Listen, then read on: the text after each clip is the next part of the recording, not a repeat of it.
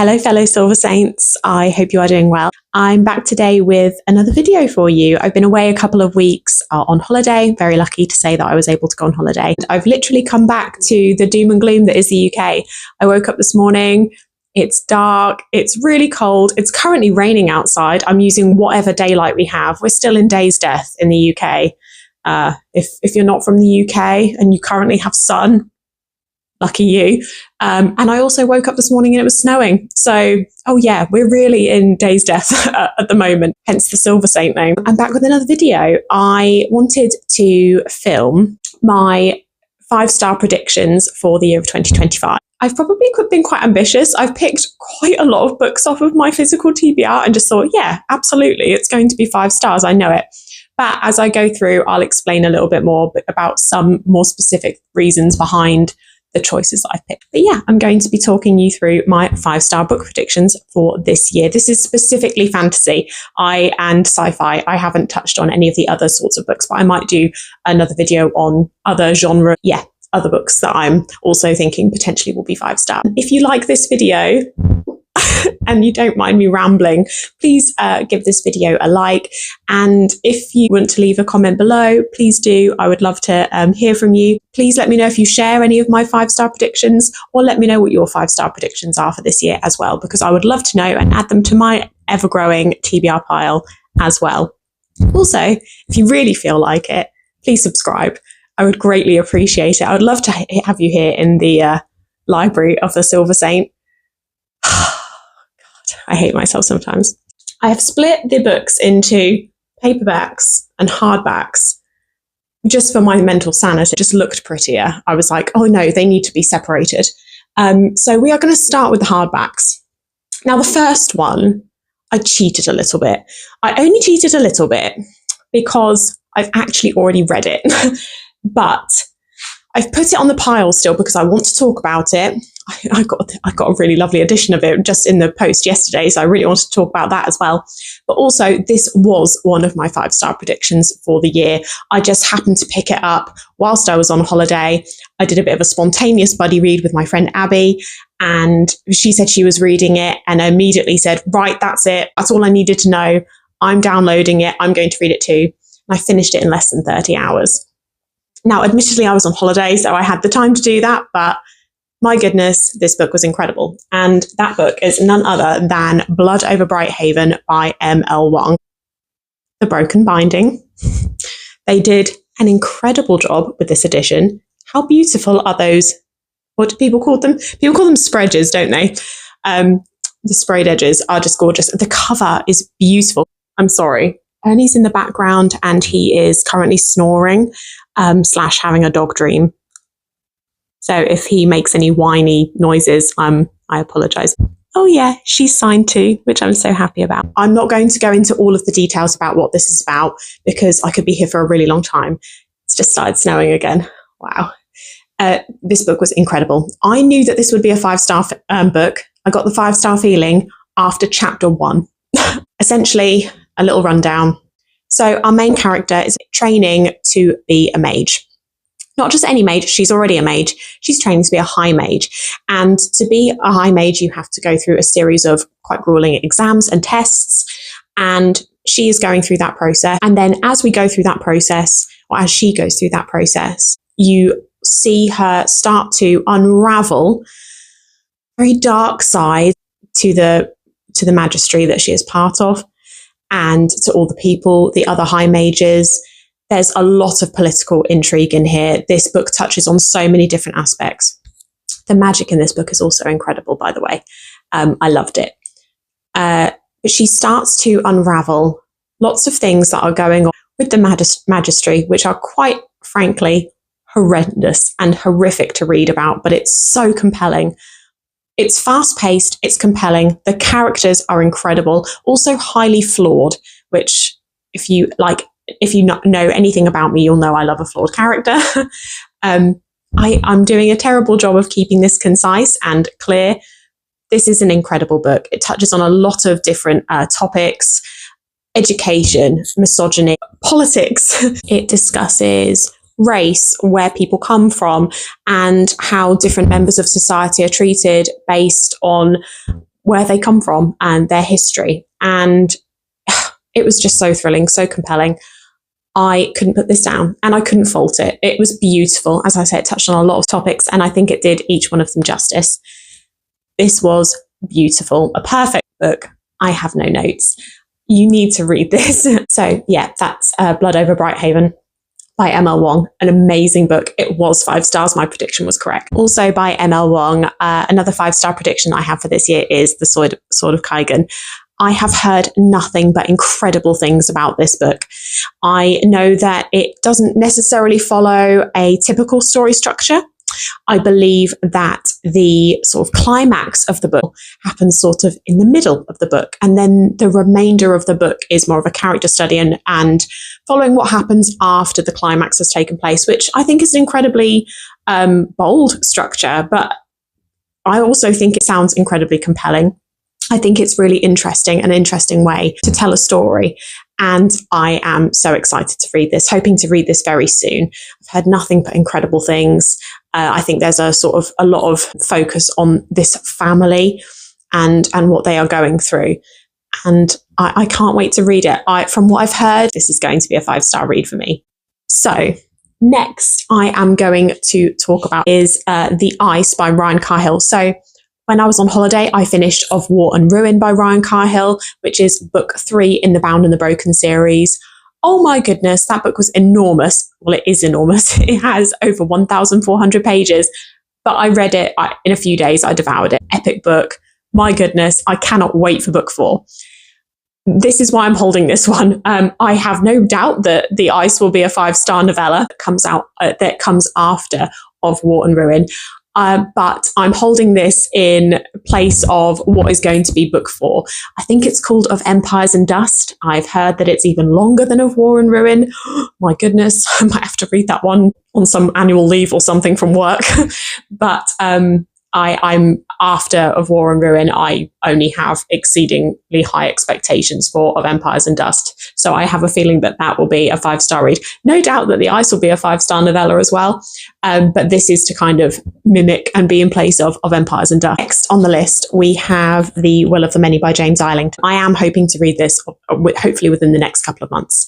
But we'll see how the TBR goes.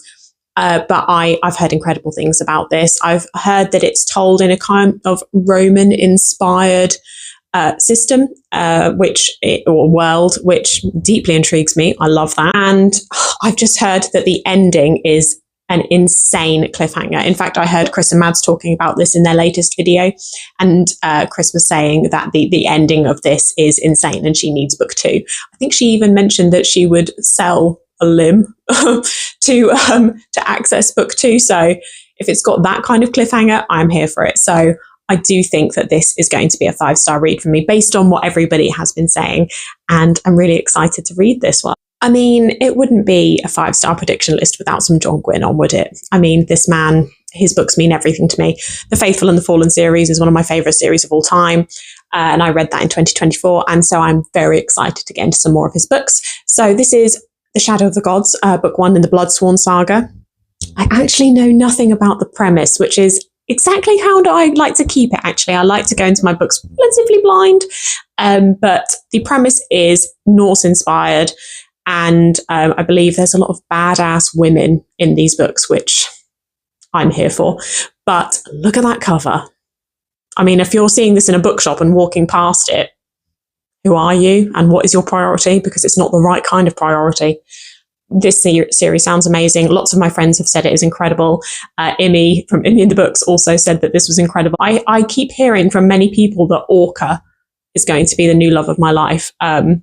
So I'm really looking forward to getting into The Shadow of the Gods. And yes, I do think that this is going to be a 5-star read from me. I can't see how it couldn't be. It's John Gwynne. Of course it's going to be 5 stars.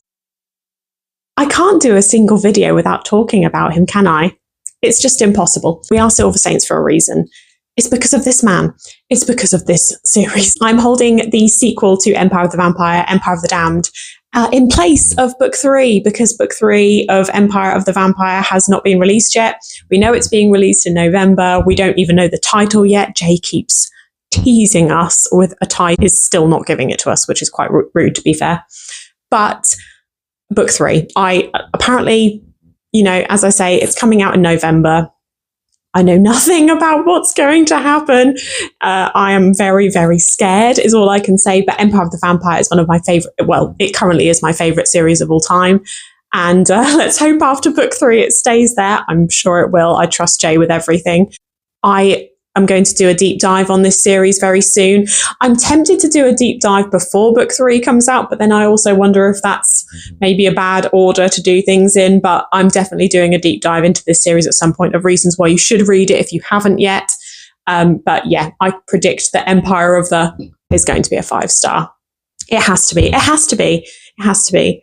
It's going to break my heart. I'm actually quite tempted to book some annual leave off. For some annual leave from work on the day that it's released, so I can just sit and sob with some tissues all day, because I'll probably need to. But I also really want to take my time with it. But anyway, book 3 of Empire of the Vampire. Imagine its cover here, whatever the cover looks like. I think this is going to be 5 stars. Okay, moving on to the paperbacks. We've got another John Gwynne on here. This is A Time of Dread, book 1 in the Of Blood and Bone saga, which is a sequel series to his The Faithful and the Fallen series. It sort of is set between 100 and 150 years after The Faithful and the Fallen takes place. Apparently there's a little bit of a crossover as well. I was learning about from Imi in her latest reel about Gwynne's books. She was talking, there's a little bit of a character crossover, so you get to know some of the characters from The Faithful and the Fallen in here, or their reference to at least. But I can't wait to get back to the Banished Lands. I'm not going to go into about The Faithful and the Fallen series as a whole. Again, I'm hoping to do another deep dive into that series on here at some point. But it's everything I wanted in a fantasy series. Epic battles, incredible characters, ones that I adored and still think about every day, ones I hated and still think about every day. The animal companions, just the action, the story, just everything. The idea of going back into that world again just fills me with such joy. Rightfully so. A bit of dread as well. I'm nervous. I'm really nervous. I'm nervous for the characters, but I can't wait. And this is absolutely a 5-star prediction for me. Okay, next. We have Empire of Silence, book 1 in the Sun Eater series by Christopher Rocchier. I'm really nervous. I am really nervous about this series, but also so excited.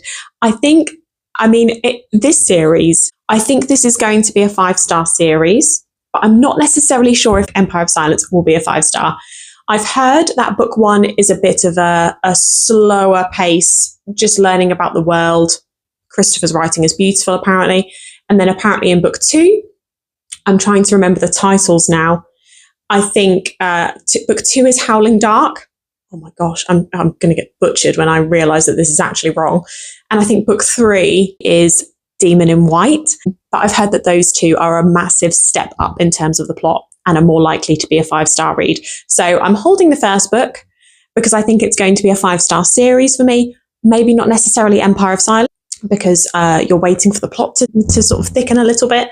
But the premise of this is that our protagonist, who probably has quite a lot of morally grey areas, I think he blows up a sun or destroys a sun. And I'm assuming he has good reason to do this, because otherwise he probably wouldn't be the protagonist. But wow, I mean, that's a premise. So I'm really excited for this. And I do think that Sun Eater will be a 5-star series for me. My friend Alex is going to be so happy to see this. So this is The Name of the Wind by Patrick Rothfuss. No idea what this book is about. I have no idea. I've not read the blurb. I don't know anything about the plot. I know nothing. And I want to keep it that way. I want to go into this completely blind. I've just heard from many, many people that this is one of the greatest fantasy books of all time. That's all I need to know. I can't wait to read this. I'm predicting 5 stars. I can't wait to get to it. Okay. Next, we have The Painted Man by Peter V. Brett. This is book 1 in the Demon Cycle. Again, I don't know a lot about this, but I've heard that this is an incredible book 1 to a series. So I am specifically going to say that I think this is going to be a 5-star prediction. Hopefully the whole series will be, but I definitely think this book will be. In this world that we are living in, demons rise up at night, and people, in order to protect themselves, create wards and put wards up to protect themselves from these demons. These demons are terrorizing humans at night. and humans are raising wards during the night to protect themselves. But my guess is that these wards aren't always successful, or that the demons find some way to get through. So it's up to our main character to find a way to end this terror. So I've heard that this is an incredible, I mean, it sounds like an incredible story. Come on, that premise is insane. But I've heard this is an incredible start to the series. So I'm predicting that the Demon Cycle, and specifically the Painted Man as well, is going to be a 5-star series for me. Okay. Now, I have picked up book 2 in a series here, Before They Are Hanged by Joe Abercrombie, which is book 2 in the first Law trilogy. Now, the reason I haven't picked up The Blade itself, book 1, even though I do physically own it, is because I've heard from many people that book 1 is not slow, but that there's not much plot going on in book 1. So a lot of people I've spoken to about it or heard talking about it have described The Blade itself as a great book, but book 1 isn't quite a 5-star, but the series as a whole is. And so that's why I've picked up book 2. I know nothing about the plot. I just know that there are some characters, a sort of ragtag bundle of characters that are on a bit of a quest together. I mean, we love a quest. And I've heard that they are really morally grey. Again, it's one of my favourite things to read about is morally grey characters. I can't wait. And I'm actually planning on starting The Blade itself later on this month in a buddy read with my friend Abby. I'm really excited to get to it, so I can't wait. But yes, I think the first Law trilogy by Joe Abercrombie is going to be a 5-star series for me. Finally, we have Ship of Magic, which is the first book in the Live Ship Traders series by Robin Hobb. My goodness, I'm really struggling to get my words out today. Look at the size of that. It's huge. I'm so excited for this. I'm currently reading Royal Assassin, which is book 2 in the Farseer trilogy by Robin Hobb, and I am adoring it. Book 2 it's so good. I'm about a fifth of the way through, and I'm loving it.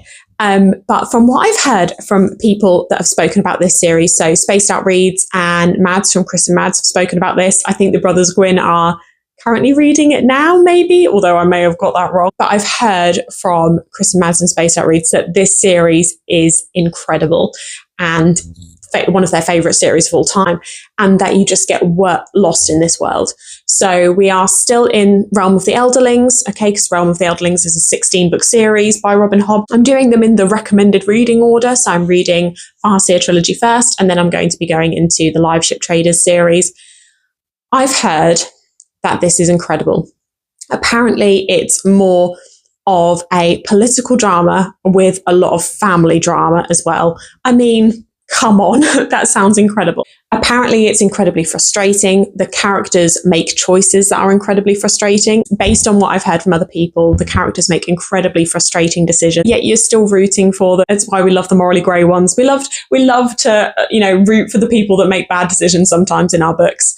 But I've just heard incredible things about this series, and I can't wait to start it. It's an absolute chonker, so it's probably going to take me a while, but I'm really excited.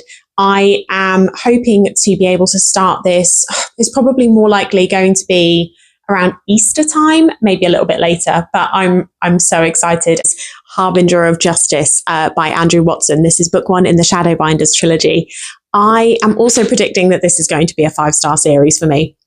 I read the prequel novella to this, Silence of Silver. I read that with the Spaced Out Reads Fable book club. Amazing novella. My goodness. I read it really quickly whilst I was on the plane on my way on holiday. It was incredible. So fast paced. Also, the ending, Andrew, what a cliffhanger. I was not expecting that at all. Immediately I finished it and I was like, excuse me, Andrew, how dare you end a book like that? I've got book 1, Harbinger of Justice, and then I also have book 2, which just released yesterday, I believe, which is The Black Mantle. So I'm really looking forward to getting into this series. I love the world. I love the characters.